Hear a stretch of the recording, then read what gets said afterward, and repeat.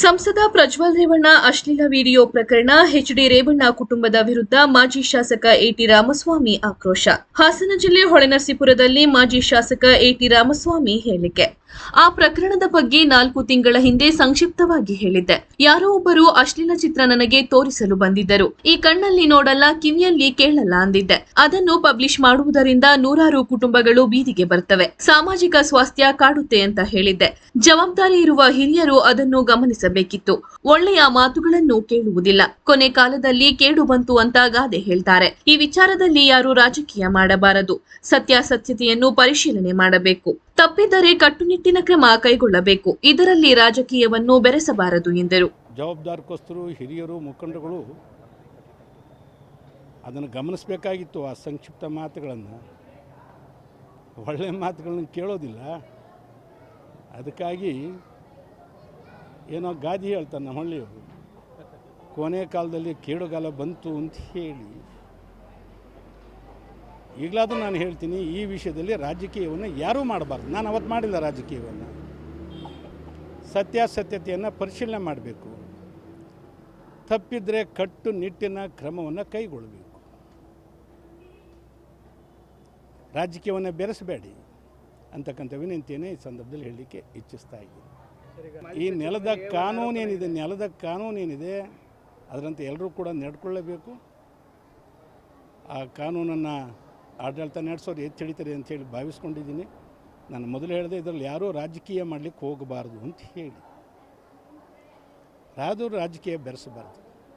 ನಮ್ಮ ಗೌರವಾನ್ವಿತ ಮಾಜಿ ಮುಖ್ಯಮಂತ್ರಿಗಳು ಹಾಸನಕ್ಕೆ ಬಂದಾಗ ನಿಮಗೆಲ್ಲ ಗೊತ್ತಿದೆ, ಅವರು ರೇವಣ್ಣವ್ರ ಮಗ ಅಲ್ಲ, ನನ್ನ ಮಗ.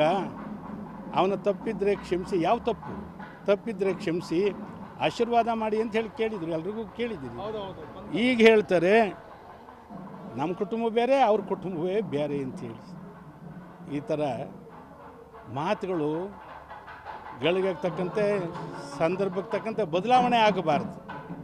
ಮಾತಿಗೆ ನಾಯಕರುಗಳಾದವರು ಬದ್ಧವಾಗಿ ನಡ್ಕೊಳ್ಬೇಕು ಅಂತಕ್ಕಂಥ ವಿನಂತಿ ಹೇಳ್ತೀನಿ. ಇದರ ರಾಜಕೀಯ ಬೆರೆಸಬೇಡಿ. ಯಾರು ಕೂಡ ವೈಯಕ್ತಿಕ ಪ್ರತಿಷ್ಠೆಯನ್ನು ಬೆಳೆಸ್ಕೊಳ್ಳಿಕ್ಕೆ ಹೋಗಬೇಡಿ.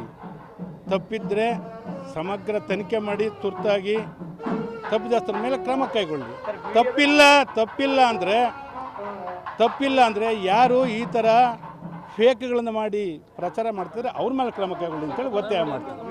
ಅದಕ್ಕೆ ನಾನು ಪರಿಶೀಲನೆ ಮಾಡಿ ತಪ್ಪಿದ್ರೆ ಕ್ರಮ ಕೈಗೊಳ್ಳಿ ಅಂತೇಳಿ ಒತ್ತಾಯ ಮಾಡ್ತಿದ್ದೀನಿ. ತುರ್ತಾಗಿ ಆಗಬೇಕಿದು. ನಾನು ಈ ಹಿಂದೆನೂ ಕೂಡ ಹೇಳಿದ್ದೆ. ಈಗ 5 ವರ್ಷದಿಂದ ಚನ್ನಪಟ್ಟಣದ ಸಮುದಾಯ ಭವನದಲ್ಲಿ ಕಾರ್ಯಕರ್ತರ ಸಭೆ ಆಯಿತು, ಲೋಕಸಭಾ ಅಭ್ಯರ್ಥಿ ಆಯ್ಕೆ ಬಗ್ಗೆ. ಅವತ್ತು ನಾನು ನೀವೀಗ ಇಡೀ ದೇಶ ಅಂತಾರಾಷ್ಟ್ರೀಯ ಮಟ್ಟದಲ್ಲಿ ಚರ್ಚೆ ಆಗ್ತಿದೆ. ನಾನು ಅವತ್ತು ಅವ್ರ ಹೆಸರನ್ನು ಹೇಳಿಲ್ಲ ಅಭ್ಯರ್ಥಿ ಅಂತ ಹೇಳಿ. ಎಲ್ಲರೂ ಹೇಳಿದರು, ಜೈಕಾರ ಹಾಕಿಸ್ಕೊಂಡ್ರು. ನಾನು ಹೇಳಿದೆ, ದೇವೇಗೌಡರು ನಿಲ್ಲೋದಿಲ್ಲ, ನಿವೃತ್ತಿ ಆಗ್ತೀನಿ ಅಂದಾಗ ಮಾತ್ರ 2ನೇ ಹೆಸರು ಚರ್ಚೆ ಮಾಡಬೇಕು.